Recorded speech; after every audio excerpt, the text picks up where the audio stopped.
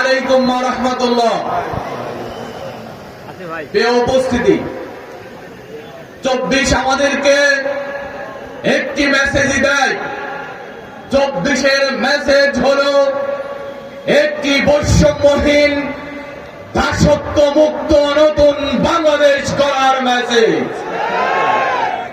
কাজেই আজকে যারা কর্মী হিসেবে এই সমান সম্মেলনে উপস্থিত হয়েছেন তাদেরকে বলতে চাই, আমরা যদি একটি বৈষম্যহীন বাংলাদেশ, দাসত্ব মুক্ত বাংলাদেশ গড়তে চাই, সর্বপ্রথম আমাদেরকে কাঁধে কাঁধ মিলিয়ে নিজেদের কাজকে সামনে নিয়ে যেতে হবে।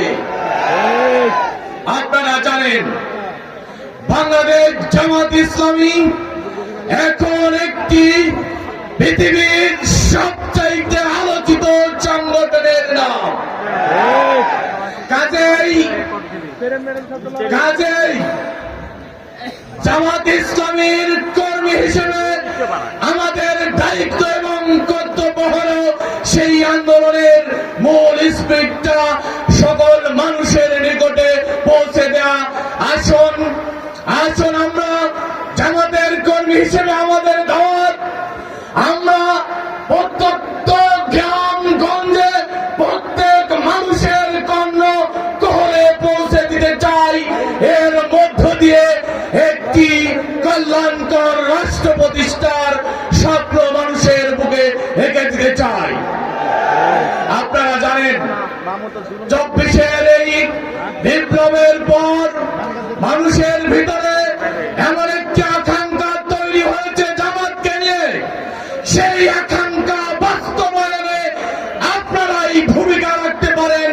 তাই আপনাদেরকে ভূমিকা রাখার আহ্বান ইসলামী ছাত্র শিবিরের একজন সাবেক কর্মী হিসেবে, আপনাদের ভাই হিসেবে নাটোরে আপনারা বিশেষ করে আলোচিত কয়েকটি আসন রয়েছে, সেই আসনে আপনারা দুর্ভেদ্য আন্দোলন গড়ে তুলবেন।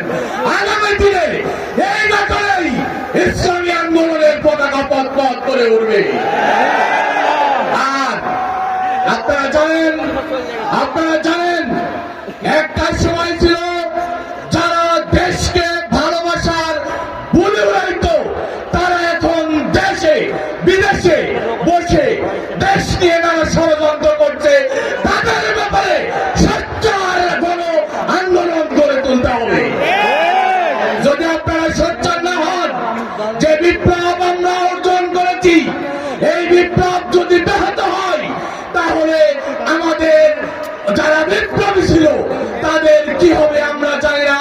আসুন আমরা বিপ্লবকে ফলপ্রসূ করার জন্য, সমৃদ্ধ বাংলাদেশ গড়ার জন্য জামাত ইসলামীর নেতৃত্বেই আগামী দিনে সমৃদ্ধ বাংলাদেশ গড়ে উঠুক, সেই প্রত্যাশা রেখে আমার কথা শেষ করছি। বাংলাদেশ জিন্দাবাদ, বাংলাদেশ জিন্দাবাদ, বাংলাদেশ জামাত ইসলামী জিন্দাবাদ। আসসালামু আলাইকুম ওয়া রাহমাতুল্লাহ।